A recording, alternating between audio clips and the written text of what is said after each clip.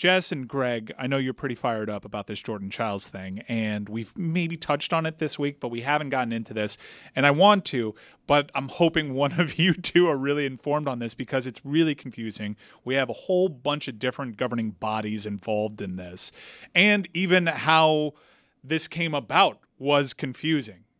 Truth be told, I was watching on mute when all this went down, so it was pretty hard to follow. I thought Jordan Chiles didn't win the bronze. Then there was a latency period, and then, amazing, Jordan Chiles gets the bronze, 2 U.S. medal winners, frankly, an iconic photo from the medal stand, and that's all good vibes.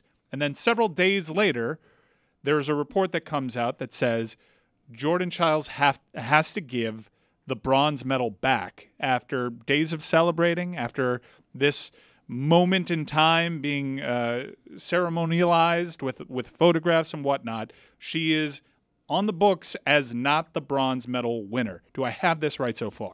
So far, so good. I think it's worth mentioning that stripping an athlete of their medal is extremely rare and almost never happens except for in cases of doping or cheating, which is then like adjudicated oftentimes years later.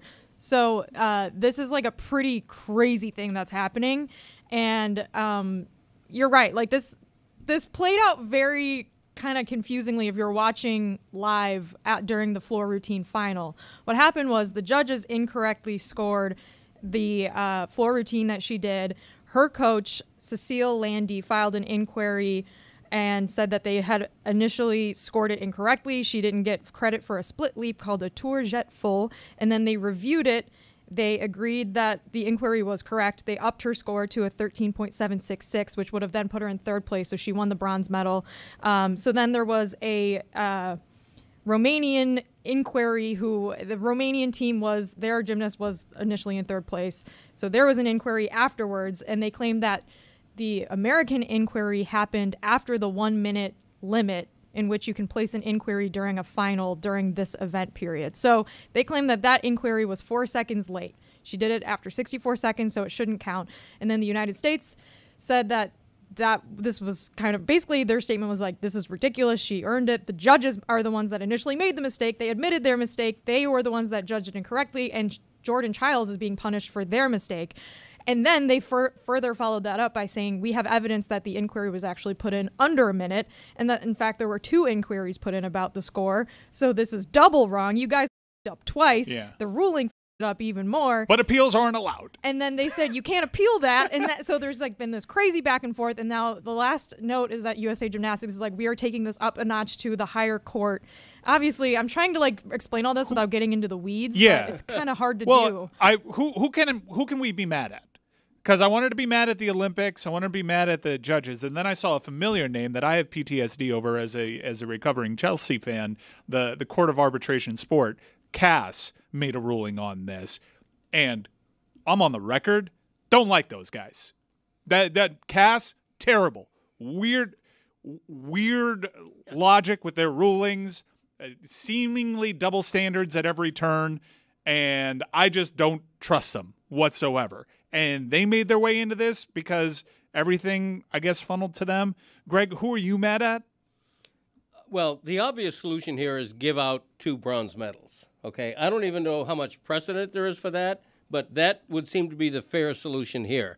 I'm mad because this is a clerical issue. This is a dispute that comes down to a matter of seconds. The U.S. says that they had evidence that they filed this 13 seconds before the end of 1 minute.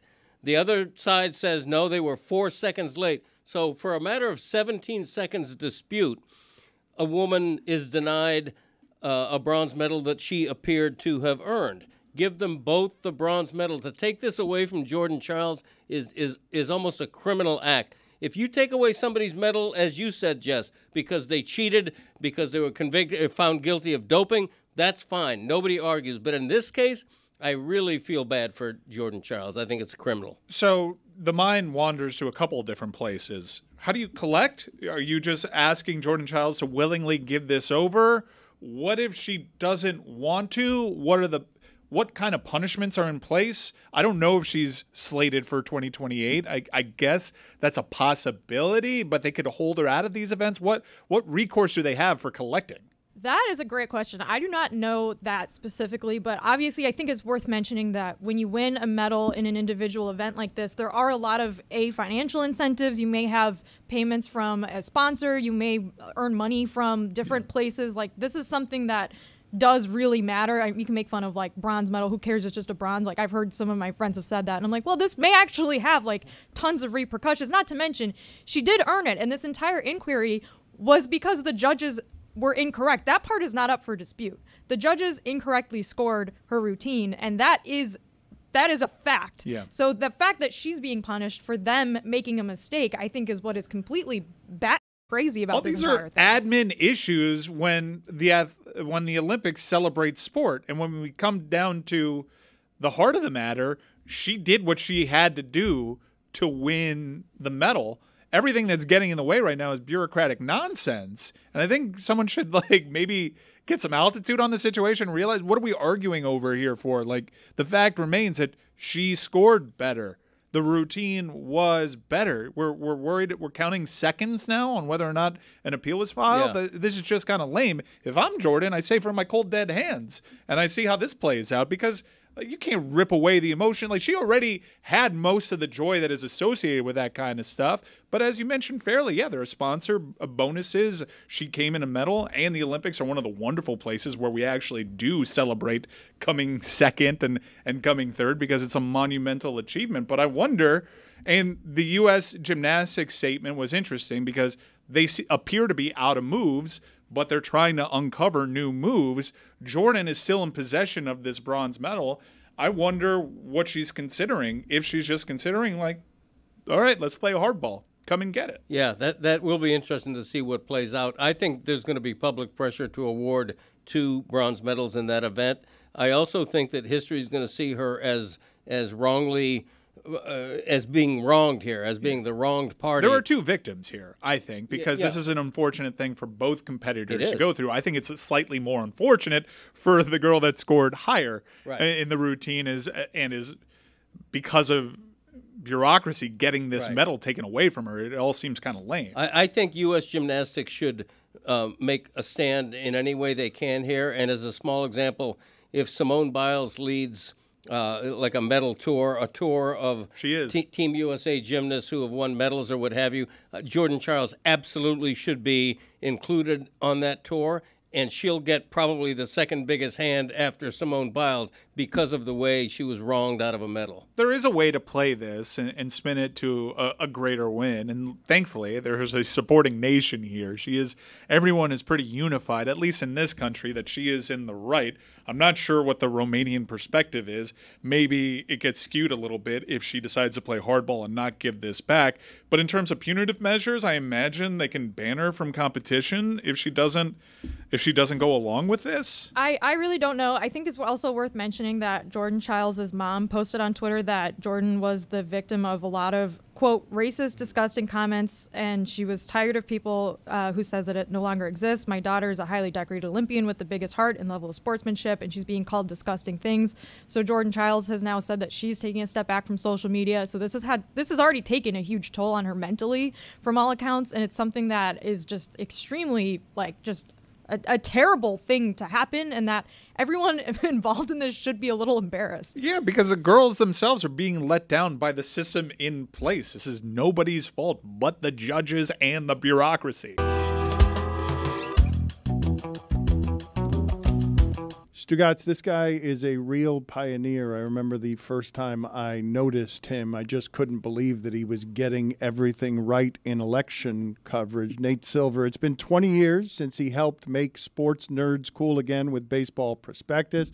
14 years since he moved his data blog to the New York Times. 10 years since 538 moved to ESPN, and now it's been a year since he broke out on his own again from Disney with a newsletter called Silver Bulletin. He's got a new book out I'm eager to read, On the Edge, The Art of Risking Everything. Nate, thank you for making time for us and with us. Let's start with some election stuff because In November of 2016, the data or the nerds were wrong. I'm sure you're tired of explaining this one. Of course, yeah. It's something that you get beaten up with all the time. You gave Trump a higher chance of beating Clinton than most forecasters did, but even that was only 28.6%. And since then, I think people don't trust polling anymore. So what can you tell me about what happened there?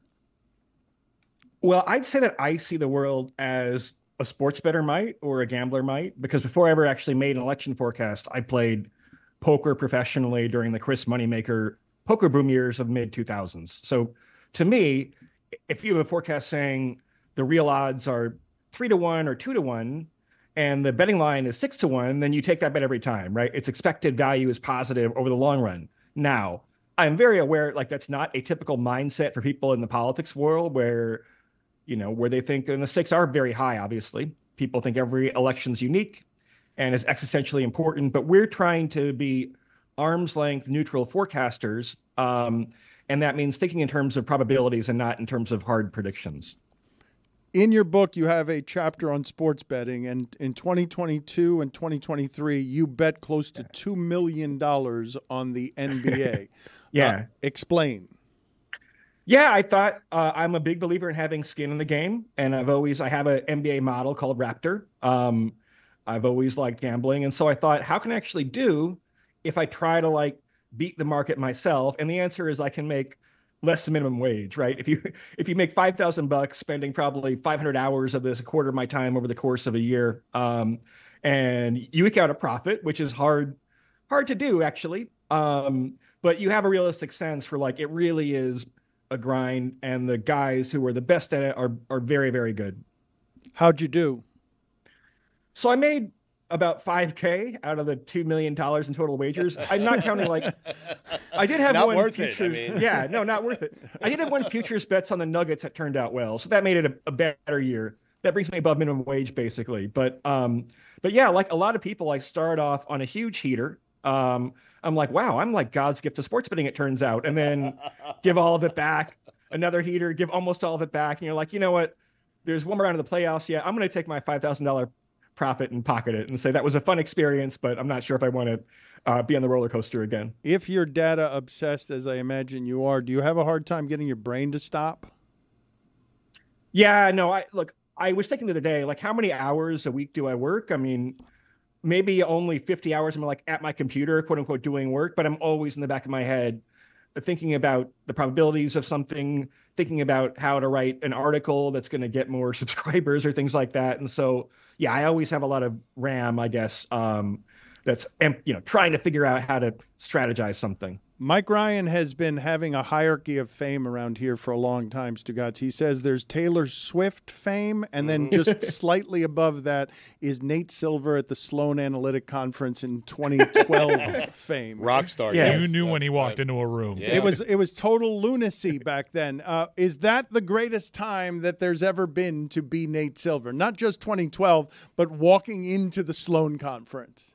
No, because first of all, I'm somewhat extroverted, but no, it's terrifying actually for me to be. The idea of me being a celebrity is inherently terrifying on every level. And look, anytime some nerd becomes successful, right? Anytime there's a Jeopardy champion, for example, or the guy who made Wordle, I'm fame is very much a mixed blessing. I think a lot of people, I made the mistake, I think, of trying to build a whole brand around it at Disney, ESPN. And I'm not sure it worked because in some ways you are the brand. And also there are lots of ways in which Disney's very risk averse and wasn't really able to monetize the company. But no, I'm having much more fun now than any election since 2008 when it was all getting started. It feels a lot fresher. The incentives when you're totally on your own and you capture your business yourself or with your other employees. I mean, it's just much more my speed. And it's the right level of minor celebrity, I suppose, now. 2 months ago, I want to get back to something here. And yes, you're right. It is a great blessing. Self-employment is also very difficult. It's invigorating, but to get to share it with the people that you care about and not have to be encumbered by the principles of others is liberating. But 2 months ago, Monmouth University found that 32% of Americans still believe that Biden only won the presidency because of voter fraud. Can you please explain to our audience, the difficulties of misinformation, the danger of misinformation? Yeah, look, and I'm not too much of a partisan. I say lots of things that annoy Democrats from time to time. But the election system in the United States is one of the most decentralized processes anywhere in the world, where it's a lot of local volunteers at local polling stations. And there are lots and lots and lots of checks and balances. And by the way, it shouldn't have been surprising that, Trump lost this election during COVID when things were going haywire. People were upset at him, and Biden at that time, I think, was kind of the irresponsible choice. But no, look, there's lots of things where I agree with people who might be skeptical of the establishment, like on some of the COVID stuff, for example. But no, the election was not stolen. I'm sure I'll get some hate mail for that, but that's not in touch with reality. But what about the dangers of misinformation? Because I would guess, Nate, and I know that you are thorough and qualified and you're about facts, but I'm guessing that you're perpetually easily dismissed in this age as just the thing that people associate with you as, he was wrong in 2016 because the pollers don't know. Look, part of what the model does is it provides uncertainty because the polls are sometimes wrong, right? We're trying to quantify if you have a, 17-14 lead going into the fourth quarter, you haven't won the game yet, obviously. But look, I think misinformation is a category that maybe needs to be recalibrated a bit. I mean, sometimes people thought that talking about Biden's age was misinformation when 80% of voters thought it was a big deal, and it's objectively reasonable to think a guy shouldn't be president until he's 86. Trump would be 82, by the way. And so I think that has become a partisan label sometimes, which lessens its power into cases where it really needs to be applied and is deserved, like the election fraud stuff, like the QAnon stuff. People need to think more about their credibility, and that should be reserved for rare cases that it's overwhelmingly true that it's misinformation, and it gets applied too widely sometimes, I think. Well, you were very critical of the mainstream media's, quote, reality distortion and ignoring Biden's decline. How badly do you think Biden would have lost if he'd stayed in? I mean, he was down by 4 points in national polls at the time he dropped out, and losing by 4 points to Donald Trump in a popular vote is hard, right? He lost the popular vote to Hillary Clinton by a pretty good margin, lost to Biden by 4.5 points 4 years ago.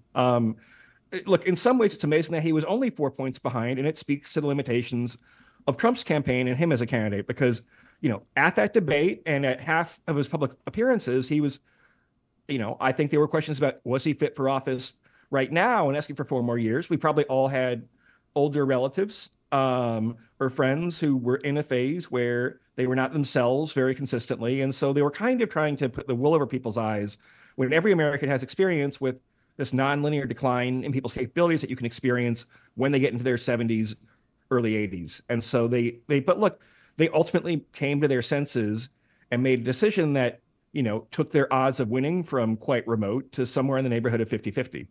Hey, Nate, fan of yours. In 2016, a lot of the shock that came with that was because social media was a bit of an echo chamber, and it kind of magnified Hillary's chances in ways that I think we're kind of seeing play out a little bit now. What do you make of X being kind of overtly used as a political weapon, and are we going to see a replay of 2016, but just the exact opposite?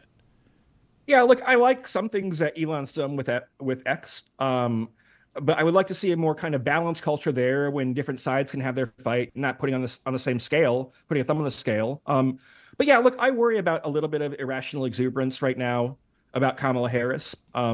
She has gained in the polls. It's been a steady trajectory up. However, she's going to have at least one debate of her own.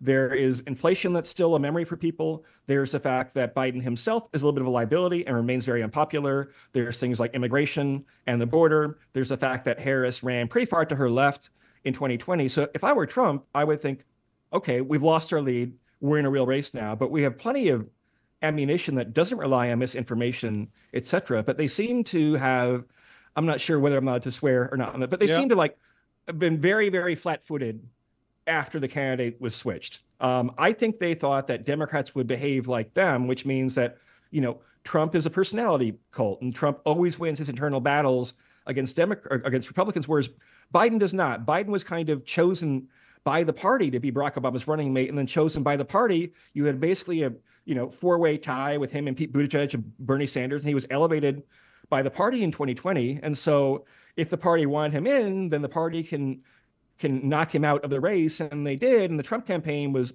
surprised by that. They should have been spending half their bandwidth on their Harris messaging, but instead they've let J.D. Vance get defined in a very negative way. Tim Walz get defined in a positive way. Kamala Harris, who was very unpopular, get defined in at least a neutral way. And so they have lost a lot of really valuable time.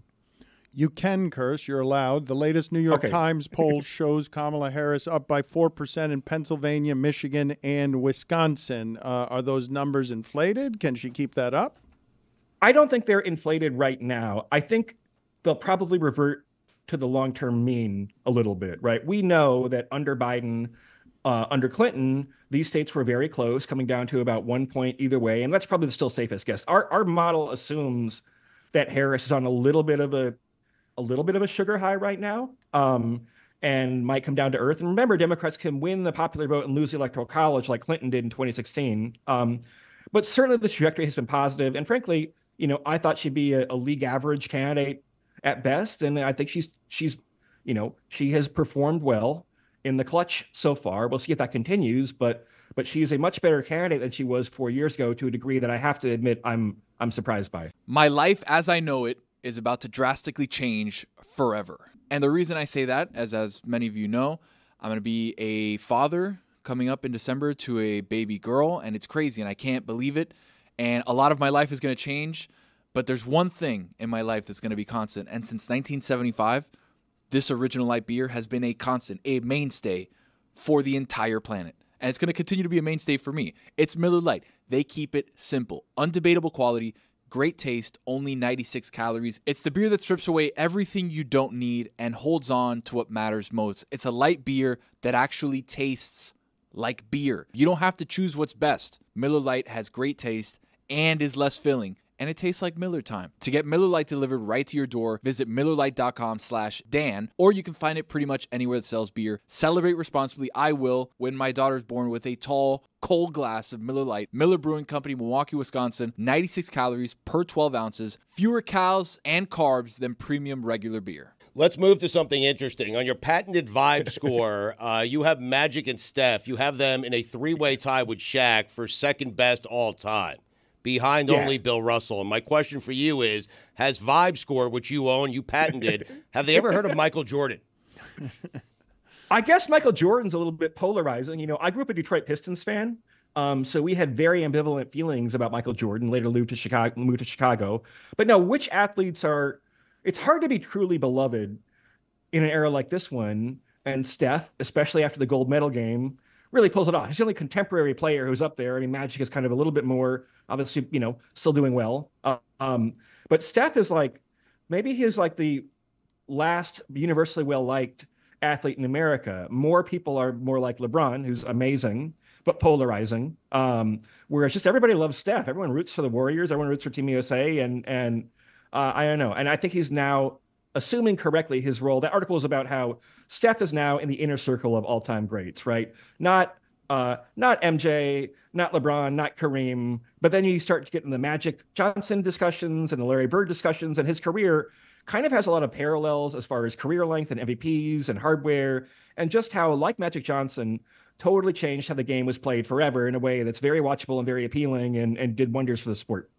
Let's talk a little bit about your career. 538 started at ESPN in 2014. In between, you had Trump going after Jemele Hill, tweeting, quote, ESPN is paying a really big price for its politics. You had my stuff. You had Jimmy Pitaro named president in March of 2018 with his mantra of, quote, serving sports fans. And then a month later, Disney transfers your site to ABC News. What happened there? Look, I think that timing is half coincidental. I think more of it has to do with the fact that we always got more traffic from our news and politics stuff than from our sports stuff. But yeah, look, when you sign up with a giant corporate entity, then you are, you're like a barnacle on a blue whale is the analogy I use, that you're governed by forces that have little or nothing to do with you. We're a site about politics, 538 we were, but like we weren't very political, I don't think. I'm a pretty centrist guy myself. And we're very numbers driven ourselves. But yeah, I mean, look, the bigger problem at ESPN is they think so much in terms of gigantic scale, right? These gigantic rights fees with leagues, and Disney thinks about theme parks and movies, which have 9-figure price tags, and 538 was a small little business and could have been a very good business, it turned out. I mean, the subscriber numbers on my newsletter suggest that a lot of money was left on the table by Disney, and I guess I'm lucky that like now I can capture some of that myself. But we were trying to make it like a big mass brand instead of like a quirky niche brand. And look, if you look at like ESPN from 15 years ago, where you have Page Two and you have quirky personalities like yourself who are smart and opinionated, but not towing the party line necessarily. I mean, most of that stuff has been lost. I mean, there are ESPN contributors I still really love. I mean, Zach Lowe is my absolute first podcast listen if I'm going for a run or something like that. But they've removed some of the things that made it different and fun, and they've lost some brand differentiation and become like just very mass market, which is fine. But I don't think I'm a mass market brand. I think I'm kind of like a specialty, if you will. Is that why you left during layoffs last year, or is there another reason that you left? I mean, the immediate cause was that like they laid off about 3/4 of the staff at 538. My contract was not looking great. I'm not going to pretend we had some like amazing deal on the table. So that's half of it. But also like I knew from the start that the Substack thing, my newsletter is called Silver Bulletin, it's at Substack, fit my skill set really well. I have the gift of like writing really fast. I just don't know where that comes from, but like I can write good copy pretty quickly. I've spent a lot of time in the business, been through a lot of cycles, so I know what headlines work, what images work. I know, when you put a hard sell on something or a soft sell, or how to promote something or take a boring post to make it interesting. And like, so like that really plays to my strengths, and dictating my own schedule. I have at the moment one employee. We'll do some more hiring, I'm sure, when we come up for oxygen from the election. But the incentives, I don't know. I work so much harder when you capture the growth in the business yourself, and it's not some giant rounding error on a spreadsheet in Burbank somewhere. We'll get back to your life and career in just a second, or Dan will, but according to your shooting stats, Steph and Bird are basically tied. Luckily for you, Nate, I have a way of settling this, okay? Shot for your life. The ball needs to go in, right? You need to decide between one of these two guys. If it goes in, you're living. If it doesn't, you die. Sorry. That's the game. Shot for your life. Steph Curry, Larry Bird. Steph Curry. Not even close. You're dead. Yeah, you died. Okay. What? What do you mean he's dead? The answer's always Larry Bird. What do you mean the answer's always Larry Bird? He's like not only the best, he is like better at that one skill, shooting a basketball, than like any athlete is at anything almost. Maybe individual sports like gymnastics, Simone Biles, or tennis or something. But he is just so amazingly good at the skill that happens to be the most important skill. It's an offensive game. It's mostly, half of it is shooting roughly. And he is so uncannily good at that, where you can be watching that gold medal game and you're like, that shot might go in, right? I didn't say I didn't have doubts, but like, you're like, that might actually work because it's Steph, and no other player in the world in the history of the NBA could take that shot. And you'd say, oh, I'll take it. Mike, do you find it as funny as I do that Nate Silver, with all of his data, bet nearly $2 million on the NBA and ended up making $5,000 and then reverse engineers it to like, well, it was sort of like minimum wage. Yeah. As a wise man once said, you never feel more alive than when they're raking the chips away. It's amazing, Nate. Like, at the end of that, did you because you're pouring all of your data into it, and you know so much about things, and you think you're finding like these secret wins in the margins because your information is better than everyone else. And then at the end of it, it is great that you didn't lose money, but making $5,000 on a $2 million bet, I could have put it in government bonds and gotten more than that. No, look, I mean, you're pressing refresh on the NBA injury report, right? You're scrolling like, oh, here's a Bam Adebayo injury update. He looks like pretty good, and shoot around, right? And like becoming a total degenerate. It's kind of fun to see how that life is experienced. So it is a grind. It's not easy money. But I wanted to have some skin in the game. If I'm going to write about this material, then I want to know what it feels like to go on a winning streak and a losing streak. And you can say in the abstract, oh, it's just random. But trust me, when you experience a $80,000 upward swing and then a $75,000 downswing, basically, it doesn't feel like luck. It feels like the fate of the world's been decided for you somehow. All right, Nate, who wins this thing? If you were a poker player, then we have Harris like a 54-46 edge. So, look, if you're a poker player, you know what that means. We know that 54% is just slightly better than 50%, but we also know that you're going to lose almost half the time. I would rather have her hand to play, especially given how Trump has played his hand recently. But it's a long way from over, and it's not a cliche to say it's a toss-up. So we have pocket jacks, and they have ace-king offsuit. Yeah, if you really know the detail, you know that pocket jacks actually wins a majority of the time. It beats ace-king offsuit 55-56% of the time, right? So that's a range we're in. But even poker players call that a race or a flip or a coin flip because we've experienced a long run where that 46% comes up 40% of the time, which is quite a bit. Again, I will tell you, Stugotz, that this person came into my life as a name because he got everything right everything right before 2016. His expertise, his data is very good, and he just gave us the profound wisdom of 54% is slightly better than 50%, which is totally true. Yeah. But it's like, in some ways, I feel like I'm spending a lot of time like pointing out the obvious, right? Like, oh yeah, Clinton's ahead in the polls, but also the polls are wrong sometimes. This isn't like any act of genius exactly. You're like, oh yeah, Biden's really old and people really care about that.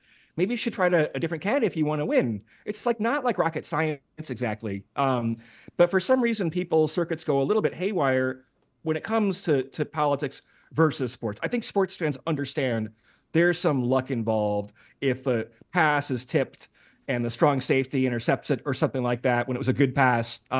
They understand that there's some luck involved, whereas people in politics don't want to think that way, even though, I mean, there are contingencies that are also essentially random in politics. Think of that afternoon in Pennsylvania where Trump, just in the nick of time, turned his head so the bullet just nicked his ear. I mean, that could have been a tragic and very different twist of fate in American politics that came down to kind of the way the wind was blowing and what Trump was doing with the slide he was looking at. And so, the fact that the Biden people thought it would be smart to move the debate up. And Trump said, yes, of course, we want a debate because I'm going to crush him. And Trump did crush him, but crushed him so bad that they replaced him. I mean, this isn't all, as you start to meet people, and in the book, I talk to billionaires and people like that. These are still vulnerable human beings who sometimes make dumb decisions and get lucky or unlucky for the right or the wrong reasons. The name of the book, again, is On the Edge, The Art of Risking Everything. And you have a chapter in the book called 13 Habits of Highly Successful Risk Takers. What would you tell the audience before they've seen the book are the most important habits for correctly taking risk? Because most people are aversive to change. Yeah, look, I think most people don't take enough risk, at least when it comes to like changes they make in their career and their professional life. I'm not saying you should go skydiving or anything like that. So I know it's a cliche, but one of the most important things is the importance of being cool under pressure. In poker, you're making decisions sometimes for thousands of times more than in your like Tuesday night beer league game. And like, are you possessed of the moment? So I talked to actually some people who are not quants, but I talked to like an astronaut for the book, one of the first women in space. And I talked to a guy who was a former fighter pilot and now is an explorer. I talked to a former NFL player, and they're like, yeah, if you understand that when you're under extreme stress, that your body acts differently, your heart rate goes up, your perception of time goes way down, you're operating on a different system, on different software. If you can master that, and I mean, this is what Michael Jordan called being in the zone, where some people really relish that feeling. It's a different feeling. I mean, in politics, you saw this moment where Trump was in the zone after the attempt in Pennsylvania, and Biden was not a capable political athlete at the debate. He choked, I think is one way to put it. I mean, he isn't necessarily fantastic on his best day, but he's okay. But in that environment with the pressure on, he choked. The good news, though, is that you can learn how to adapt these situations a bit. I mean, most of the candidates we think of as being these great political athletes have had some failures at some point along the way. Barack Obama lost his first congressional primary in 2000, I think it was. Bill Clinton gave a terrible speech in 1988 at the Democratic Convention where he was basically booed off the stage, came back to win the nomination 4 years later. And so, if Harris has learned to deal with the stress and everything more capably the second time around and is having fun with it, then maybe it shouldn't be surprising that like a former number one pick who takes a few years to get going, then maybe she actually is living up to her original talent when she's facing high stakes circumstances. Nate, a pleasure, sir. Thank you for the work that you do. It is appreciated, even though it might not always feel like it is appreciated. Sorry about your death, too. Sorry that Stugotz killed you as well for daring to take Steph Curry over Larry Bird. He did it to himself. Yeah, he did do it to himself. I'll take my chances. Thank you so much, Dan. Thanks, Thank guys. you, Nate.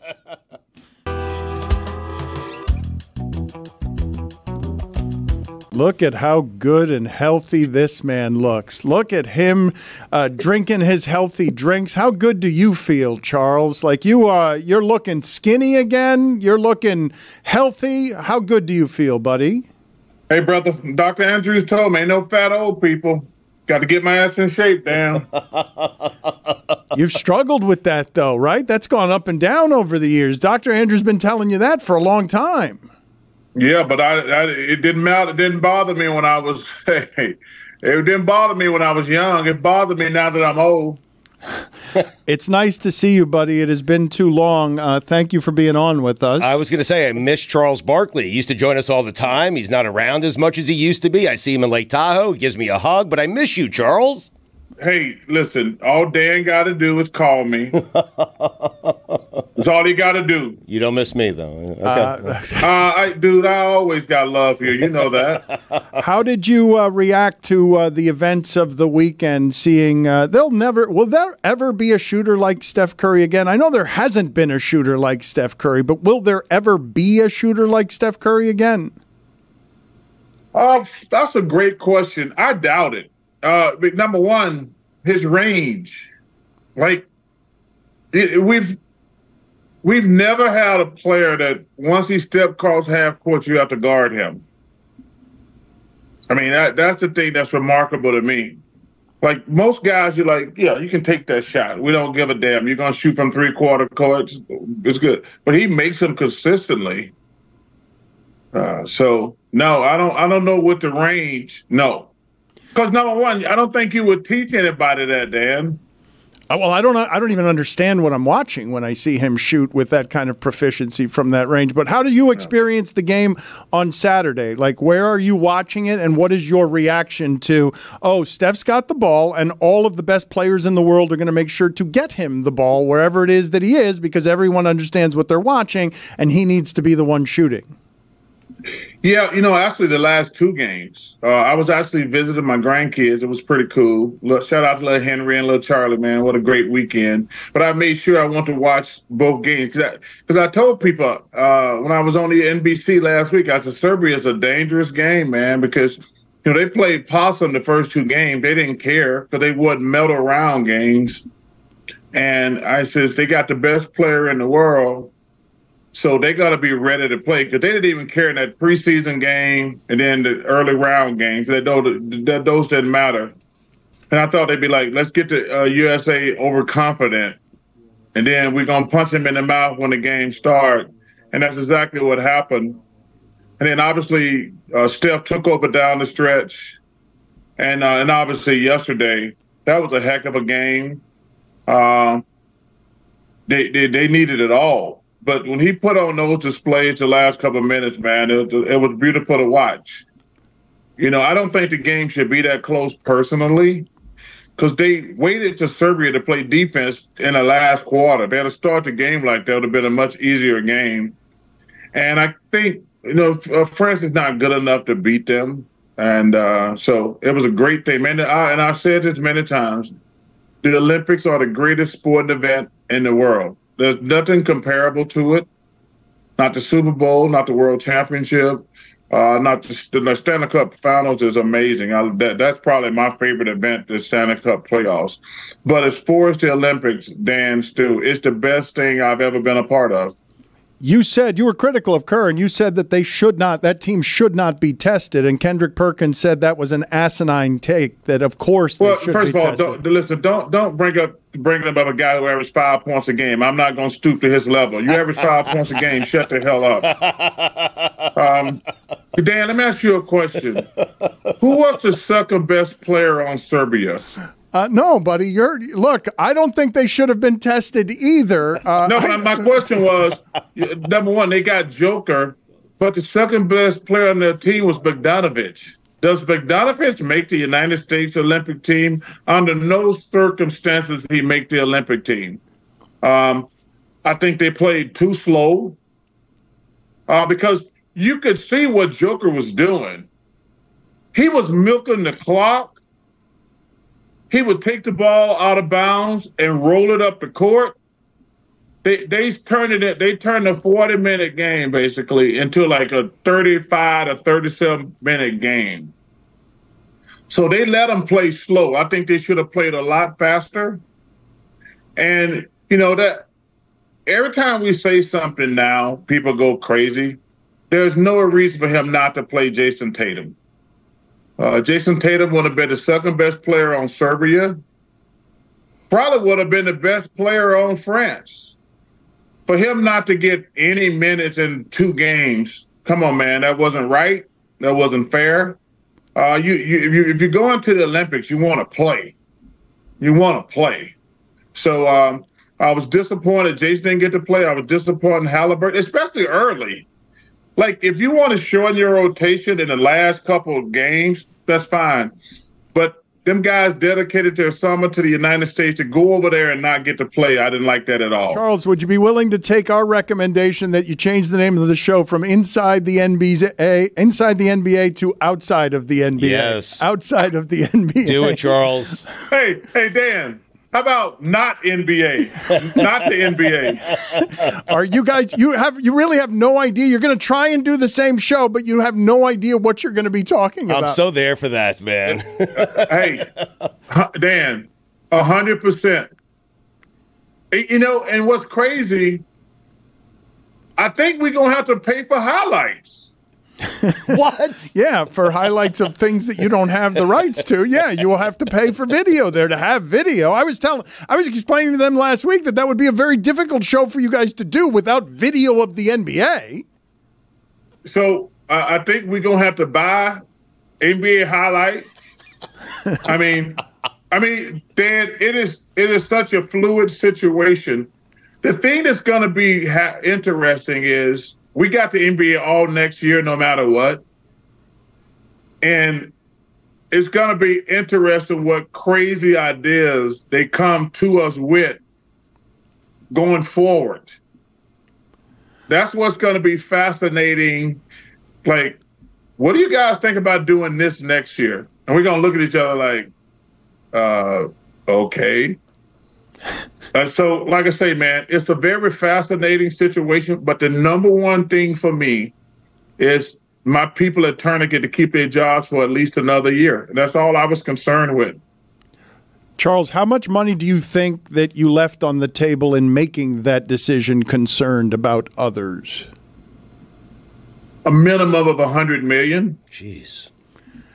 A minimum. Man. Yeah, because I imagine it was a lot of fun to be you recently, right? In free agency, that had to feel good even as you're thinking to yourself in these meetings, because I talked to you a little bit at least. You're like, I'm not. Yeah, 100%. It was a great feeling. And I want to thank all those networks for reaching out to me. It was really humbling and cool. It was humbling and cool.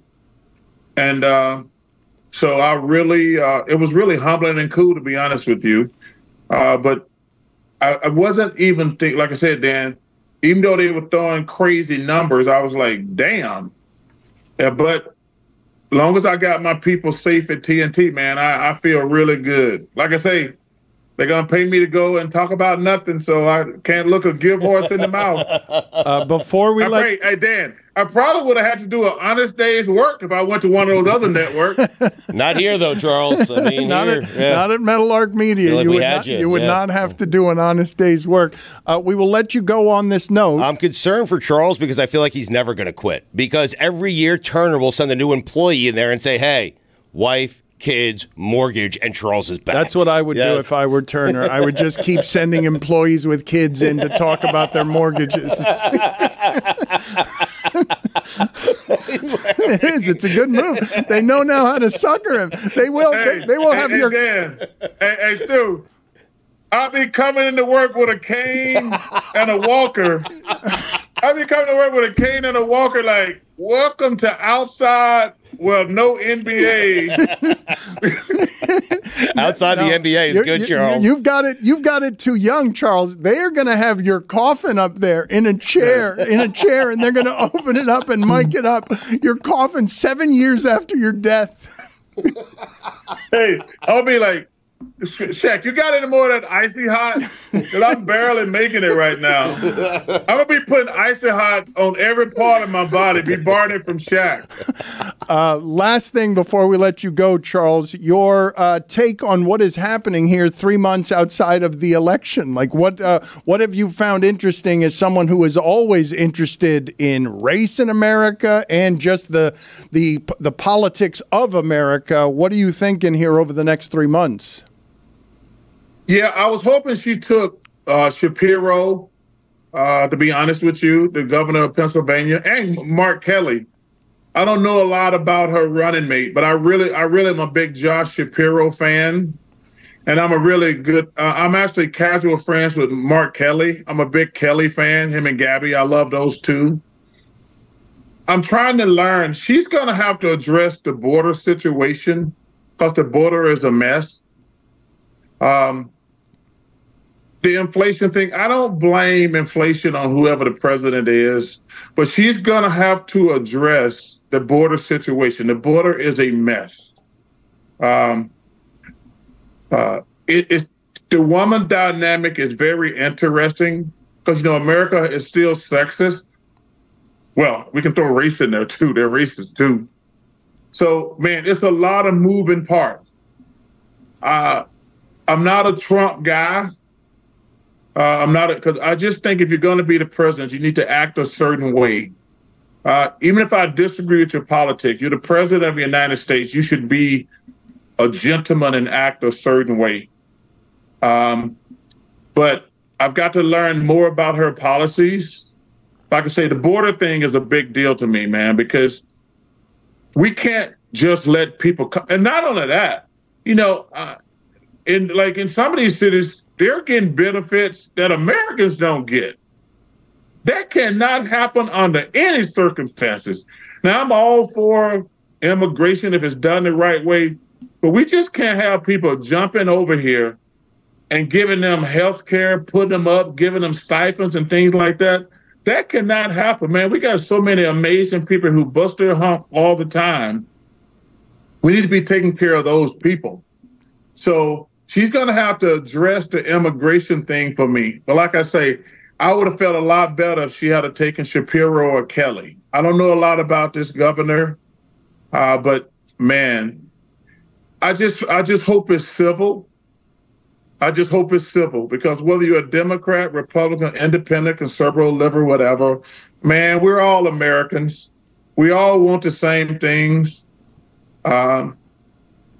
So I'm just hoping it's civil because, man, we live in Dan, we're such assholes here. These politicians, both parties are awful. And we're kind of like pawns in a chess game. And we don't even know we're pawns in a chess game. They're just moving us all over the place to piss us off, to make us mad and vote one way. But, man, we're all from the United States. We're in the best country in the world. And we don't appreciate it. And that's probably the thing that frustrates me the most. Love you, buddy. Good catching up with you. Thank you for making the time. Yes, hey, Stu. Yeah. Uh-oh. Yep. Here we go. Dan's an ass. Okay. Yep. Your words, Dan, not mine. Have you? Yeah. Okay. Well, okay. I'll worry about the DM you sent me. Dan, have you ever asked me to be on your show and I didn't be on your show? No. Okay.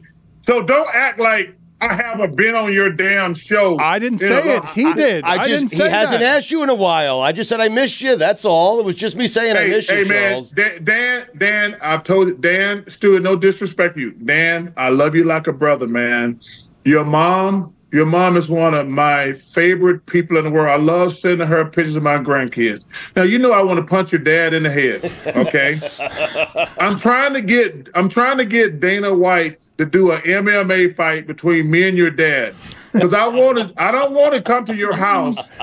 I don't want to come to your house and see you. I want the America to see me beat his ass. I want the whole wide world to see me kicking his ass. He's Biden's age, Charles. What is the appeal on pay-per-view of you kicking my dad's ass? Oh, I'm there. So what? We gonna get him to run for president too? See you later, Charles. I'll send my father your regards. Hey. Send your dad this. Okay, there it is. See you later. That's the oldest you've ever looked. See you later, Charles. Love y'all. I love you, Charles. See you. Greg, Leagues Cup is still going on. Inter Miami have a big impending matchup coming up against Columbus Crew, the reigning MLS Cup champions.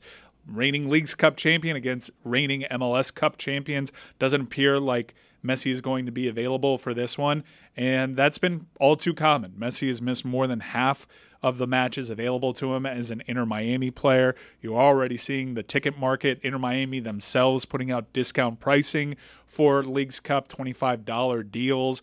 The crowds are looking thinner and thinner, and recently Governor DeSantis handed over a check to the Moss family of $8 million.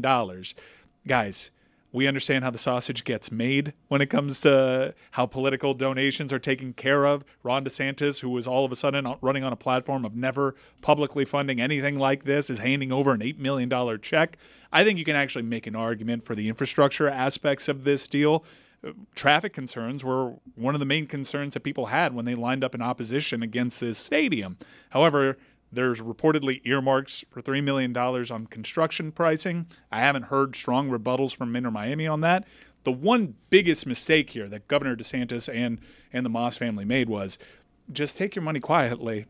Like, you're not even making Billy Corbin Photoshop this one. You're handing an oversized check for something that got over the line and voted on because it was proudly a private enterprise. It's a bad look all around, I think. You're not only publicizing it, you're putting Lionel Messi, who's injured and not playing, you're putting him out there as a political pawn to pose with DeSantis and the Moss brothers, a show pony for this whole thing. I think they put him in a bad position, Messi. I don't like the governor of our state. It's a dystopian state under Ron DeSantis. I'm never going to agree with anything he does, including what he did here. But you're right. Messi's missed 17 of 29 Inter Miami games this season, including the match against Columbus. And I think the Leagues Cup run is about to end because they're playing one of the three best teams in the league. It's a whole different level of competition. It's at Columbus, so it's very tough ask for them to win without Messi. Generally, I don't think Inter Miami likes me very much just because of my stances on them raising ticket prices and whatnot. I think the Moss family has done a tremendous job by South Florida. They got the whale. They delivered on a big promise, and naturally, headaches with your stadium, that's not new in sports. These things don't necessarily always adhere to timelines. Hell, by the initial timeline, they should have been in this stadium already, and we haven't seen a pillar go up into the sky. I don't really have that much of an issue with this, only that it goes against both what DeSantis ran on and what this thing got voted on, because this was a private enterprise. Right. This was privately funded proudly. I do agree with building roads and infrastructure because that was the main opposition against this, outside of don't give any public money to that. There is public money, $8 million now going to this project. I think that's a drop in a bucket. I actually do think this might be a case of the government working for its people, but I think that the Moss family and Governor DeSantis put themselves in a position to receive what is fair criticism. Look, Moss Tech had a record revenue quarter. They're doing fantastic. And as a former season ticket holder, I kind of feel like while the Messi thing is great, a lot of that cost got kicked down to the season ticket holders, as did a lot of the stadium costs. And I don't necessarily think that's all that fair. We live in free market capital state of Florida. I get all of that. My main objection is don't rub people's faces in it with this photo op. You mentioned Messi being there as a political tool. Messi being brought over here did get them some capital. I don't think any of this happens without them landing Messi first, and you can credit them for landing Messi. Now, if you're hurt by what is happening here and you're still supporting this club, you kind of want to see Messi go out there, and there are only so many things in their control. Messi needs to start playing. Yeah, and this is also a club that needs to appeal to its fans after Messi's gone. Mm-hmm. Cherish him while you can, though, because appreciation for him, in my mind, has grown in his absence when you see all the games he's missing, because when he's not out there bringing his electricity and magic, everything sags. TV ratings sag, ticket prices go down, everything. Oddly, the thing that's not really sagging is the team's performance, though, because they're playing really well without him, and this is a great measuring stick to see if they can do that without Messi against arguably the best team in the league right now. All in all, the Inter Miami Messi experience has been one to celebrate. I think they had a misstep last week. Sounds like a messy situation. Go back to dancing.